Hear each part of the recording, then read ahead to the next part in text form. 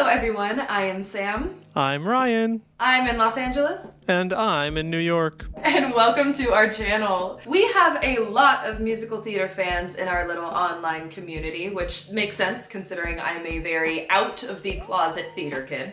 And I grew up doing theater professionally. I've been a part of projects like Heathers, Frozen, Wicked, tons of stuff like that on and off Broadway. I've been acting since I was 8 years old. So all of this is to say we both have had musical theater in our lives for most of it. But lately, Samantha, it feels like something has changed. We think musical theater is cool now. If you're a younger member of our audience, you might be like, what are you guys talking about? Musical theater's always been cool for me. Maybe you didn't have the experience of growing up a theater kid in the past. As much as I adored doing theater, it gave me a sense of community, but that community wasn't inherently the popular kids. And it was something that I think a lot of people had the experience of getting bullied over. And this is not to say that theater kids don't get bullied anymore, but we just feel like we've noticed this rise of a warmer reception to people doing theater and to people very publicly being fans of musical theater. This is going to seem like such a left turn, but what's coming to mind right now, I'm not even joking, is the Holy Roman Empire. Because in the Holy Roman Empire, some aristocrat pitched the idea that all of the servants should wear the same color so that the aristocracy could identify who was in the servant class. And this governmental body ended up scrapping the idea because they realized if all of the servants could recognize each other, they would see how many more there were of them than the aristocracy and rise against them. I say all that because I think that with social media, with trends, with the popularity of TikTok and musical theater on TikTok, suddenly musical theater kids are looking around and being like, wait a minute, we're all wearing the same shirts. There's more of us than we thought, and now we can rise above. Absolutely, absolutely, because typically it felt like you had to find the other musical theater kids in your middle school, in your community theater, etc. But like you said, with trends now, people are partaking in musical theater-based trends without even knowing it. I think the Heathers trend was, I think, one of the first trends I feel like I even saw or was a part of on TikTok. The Martha Dosa in the head, here comes a cutie squad. Yeah. That was great delivery, 10 out of 10. No, literally, Heathers is a big deal in the musical theater community, and I've had a lot of people recognize me from Heathers and hype me up from Heathers, which obviously feels amazing. But honestly, there was an inflection point where when I would say oh yeah, I was JD in Heathers, the people would be like, Heathers from TikTok? Yeah, I mean, because that whole Veronica opened the door challenge popped off again. But even outside of Heathers, because Heathers is obviously, it's like a cult fan base favorite. But we also saw there was that sound from In the Heights that went viral even past the musical theater community. It was the No Me Diga song. Yep. The tell me something I don't know, where people were just using it to tell their secrets to their friends. Yeah. And I know for a fact that there were so many people that used that and hopped on that trend that didn't even know that that was from a musical. And so I just think to the point of an ever-evolving community, social media has definitely helped pull musical theater, this sounds dramatic, but out of the shadows a little bit. It doesn't feel like you have to keep it a secret. Well, I think that something that's amazing about TikTok is not only does it bring people together and give you a sense of community where maybe you didn't think there was one, but it also invites outer layers into that community of people who are participating in the culture without necessarily knowing they are. The reason that I say that is because I feel that, in a sense, musical theater fandom has been, up until this point, exclusive to the super fans who know every word to every musical, who have worn out every single Stephen Sondheim musical, who are the first people to the cast list and the last people on stage. And now there are these outer layers of people who like musical theater, maybe think Heathers came from TikTok, so they don't necessarily understand it, but they do enjoy it. And that sounds like successful mass media. there are a lot of people who watch football without necessarily knowing what they're watching, but they still enjoy it because it's part of a larger culture or tradition. And I think that musical theater, because it's so isolated to, like, you go to a stage, you sit in the house, you watch it in the auditorium, whatever. It's been isolated to these singular experiences in these singular communities. And now there's a broader community. There are broader ways through which you can experience musical theater, and there are people who get to experience it without necessarily having to be like burdened by the notion of having to be a super fan to understand, because it's easy to understand a trend. When you reduce a musical to a 15-second trend, it's easy to understand, and it's easy to be like, oh, this is a bop, and I like this, and I see how this could be entertaining, rather than like, come and sit through Into the Woods. You know, that's maybe a little overwhelming for people who just want to dip their toe in. I think your point about musical theater being an isolated, specific experience is really good, because it feels like there's been such a large barrier to entry, whether that's information or just accessibility. And I think one of the things that we are seeing a lot more progress on in terms of mainstream media is musical theater being pulled into traditional theaters more. And when you say traditional theater, you mean like movie theaters? Yeah. So we have The Greatest Showman. I guess I don't know if it was technically a box office hit, but I think, again, culturally, soundtrack, musical theater reaching middle America, like that's really good. And of course, I feel like you can't talk about the idea that musical theater is cool now without addressing Hamilton. Oh my God. You can't.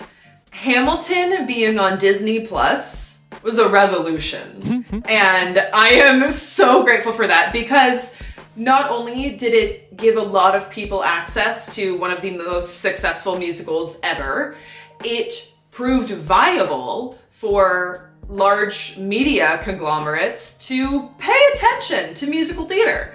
I'm not saying everything that's on Broadway is Hamilton. However, I think it perked a lot of ears and wallets. And musical movie adaptations, I think, thankfully, will always draw some people back into the source, which is Broadway musical theater in general. Yeah, I mean, the mass media point is such an interesting point, and I know that we're going to circle back to that, but just one more thought about the social media point. Like, you know, something that was coming to mind as we were talking was the Jimmy Awards. I'm the 2011 Jimmy Award winner. I participated in the Jimmy Awards, and I think... And I think that it's very interesting to see sort of the Jimmys trajectory, the Jimmys being this like massive night for musical theater and this like really sort of prestigious thing for young performers to compete for and try to take home the prize. And while it was a significant deal for me to win the Jimmy in 2011 to like casting directors and agents, now the Jimmys have become commercialized and more accessible to the masses, and I think that is also the byproduct of the rise of social media. And I only say that, you know, it's less about the Jimmys and more just about the Jimmys being another example of this notion that everything about social media, everything about content nowadays is viral generative. Like everything, including theater, is about trying to capture that 15 seconds of viral content. And so Beetlejuice, you know, all of those viral TikToks that the Beetlejuice account did, the Jimmys have like capturing these 15-second snapshots of this is what the Jimmy is, and this is who so-and-so sounded like as a finalist, and this is who so-and-so sounded like when they won, to give you 15 seconds of it. It also generates curiosity, these viral moments, when they go so viral in the sense that they are seen by so many people, but that when they are condensed to short-form content like on TikTok, it causes the user to sort of have this, wait a minute, I want to know more. What is this? And it encourages people to kind of do their own research. And then suddenly they see this video and they see all of these comments and all of these likes, and they go into the comment section and they don't really understand what is being talked about. So they do a little bit more research. And now suddenly you have someone who just by the mercy of their For You page is like doing research about what is the Jimmy Awards. That is not the way the Jimmys were, or the way that social media was, and subsequently musical theater was, when I was coming up. That is a new feature of the world that we live in, and to see something like musical theater get such a bump from this kind of technology and these viral generative moments, I'm honestly just a little bit like, man, how did I not see this coming? Well, and talking about the viral moments of the Jimmys and how that has been paired with the rapid evolution of social media. Like, it's just such a good point, because now there's also social media clout that comes along with being a part of the Jimmys because of all these viral moments. We have Ryan McCartan, we have Miss Renee Rapp, we have Andrew B. Feldman, we have Ava Noblezada. Like, there's this growing roster of like famous clips from the Jimmys of these performances that people get to look back on. And I think it also can kind of create these potential careers with a lot of momentum of people being like, oh, I saw them at the Jimmys, or like, I've been a fan of them since the Jimmys. And honestly, talking about the Jimmys and even just saying the words Renee Rapp made me think about the fact that as we are filming this video, the official Mean Girls movie musical trailer was just released. Up until now, it had only been a teaser. In this trailer, the only song that is playing is Get Him Back by Olivia Rodrigo. Do I love that song? Yes. What is it doing here? I immediately saw the confusion in the comments, because you had musical theater fans who've been looking forward to this movie musical adaptation of a beloved movie for a while. And so in the comments, they're saying, wait, I'm sorry, what? Where's all the music? Like, where's World Burn? Where's Apex Predator? Like, where are these songs that we are looking forward to seeing in this movie? And then you have non-musical theater fans just going, wait, this is just a remake? I don't need a remake. Why is everyone remaking all our favorite movies? But I think this was intentional. I think in terms of the mass media, we have had breakout hits like Greatest Showman and Hamilton. We have still had a lot of flops. And so I think, even though we think musical theater is really cool right now and the culture is more accepting of it, I think marketing execs with the Mean Girls movie musical made the decision with this first trailer that it was more marketable without being marketed as a movie musical, which is wild to me considering it's a movie musical. Because they're banking off of the controversy, I think. I think they knew if they marketed it as, like, here's the movie musical based off of the Broadway adaptation of your favorite movie from the 2000s, people would be like, oh, I don't want that, I don't need that, like, if they're not musical theater fans. Whereas if they just kind of leave it in this gray zone, they get two sides of controversy. Musical theater fans being like, where's the music? We want the music. Why isn't the music in the trailer? And people who just hate everything that's a remake saying, we don't want this remake. Do I actually think that's like pretty smart marketing? Yeah.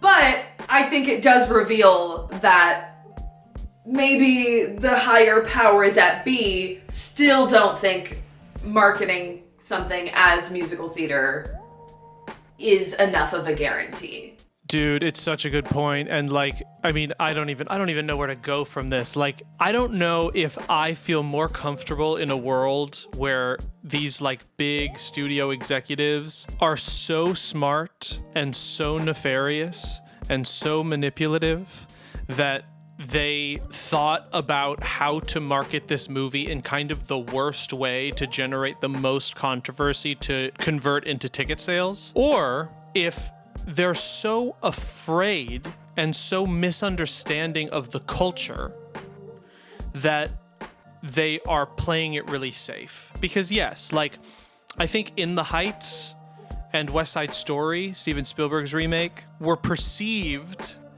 as like slam dunks, were marketed as just like a movie for the family. I think that musical theater is kind of at this inflection point where, like, if you do it as a love letter to the fans are going to show up and you're going to make $1 bajillion.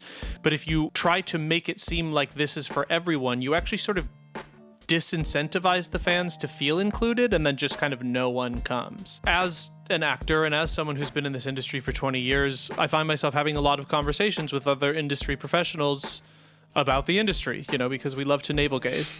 And it's so funny, the kind of like difference between the fan response and the industry opinion or the industry reaction.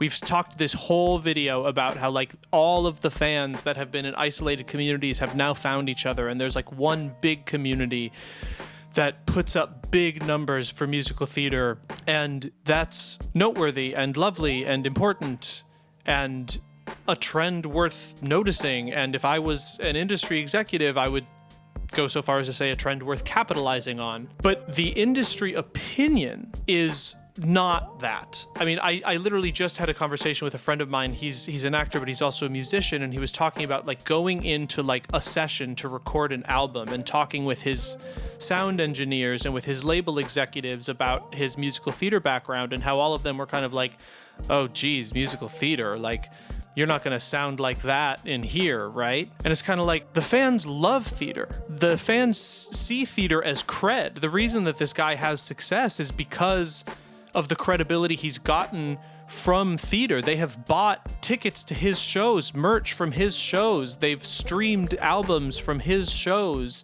But executives don't see that conversion. They don't understand that, like, if you placate to this existing community of fans, they will show up because they are hungry for it. And instead, they aren't thinking about the chunk of people they have, the winnable voters, as we would say in politics. They're thinking about the independents and the swing voters who may never hear about them in the first place. I know, I can't help myself. But, like, I find it very interesting that, like, the industry response is always so far behind the fan response, especially now that we have real-time granular data about how fans are responding. You can see on a daily, if not minute-by-minute basis, with the information that we get from social media about how fans feel about things. And you can take that and convert it into dollars, but we still kind of have this macro mindset of like, we have to appeal to the same people in rural Indiana as we do in the heart of New York. And it's like, no, you don't. Content is not about attracting everyone. Content is about creating niche viral moments. That is that is the world we live in now. That's not just social media, it's everything. Like when you look at the movies that are being made, the plays that are being written, the songs that are being sung, they're not general, they're specific, because that is the way that people are getting excited, because we are so saturated that in order to get people's attention, you have to get specific people's attention. You can't get general attention because we're so saturated that people will find what they're looking for in the specific ways that they're looking, rather than before when it was like we have 5 channels and 3 theaters and 10 shows. You know, that's not the way that it is anymore. And I think a lot of these network executives, I don't want to be ageist, but I think a lot of them are old, and they would be listening to this video and they would think that we're talking in Greek half the time. And just everything that you were saying about the way that you perceive the studio heads thinking about how to market the musical Mean Girls remake, it makes me call back to all of the sort of insider conversations I've had in this industry about how, for lack of a better word, well, no, that's maybe mean. Please keep that in there. About how little the people at the top know about the fans that they're trying to serve. And it's because they're looking at like studio metric data that's like collecting 6 months of trends from like ticket sales, rather than like the minute by minute data of what people are actually consuming online right now. And musical theater, it seems, is having a right now moment, but it is a 100-year-old institution. And musical theater is cool now to the people consuming it, but to the people who are making it and trying to market it, they are still thinking of it as something that is not cool, that they have to be really precious and careful with, otherwise it's going to flop. And the more precious and careful you are with it, the more it's going to flop, because the hunger is there, but you're not serving the appetites of the people. Absolutely. And that is why I think anyone that has the opinion or perspective of musical theater being cool should make sure that they are showing up for when musical theater is having its moment in the spotlight, supporting the arts, not just in the traditional sense of I'm not expecting everyone to go buy a Broadway ticket. I understand there's a lot of accessibility that Broadway still needs to work on. But, when we get a large movie adaptation of a popular musical, let yourself be a fan of it. We don't always have to have our critic hat on. Yes. Sometimes there is context of will I have notes? Probably. But do I still want to support this project? Yes, because I want studio execs to see that we want more of this. I just got a merch idea. What? A critic hat and a fan hat. That's cute. That's cute. Yeah. Because truly, I feel like as musical theater fans, we often take on these personas of like not being able to enjoy the thing we love anymore. Well, because we're hurt. We have trauma. I have been doing musical theater for 20 years. I love musical theater. I kind of hate it too. But like sometimes when I'm getting really jazzed about musical theater, I kind of like pull out of my body and I'm like, careful. People are going to make fun of you for this. People are going to call you a nerd for this because that was my experience. But like, I think this is another good thing about social media, and this is a much broader conversation, but like, it's cool to be a fan of something now.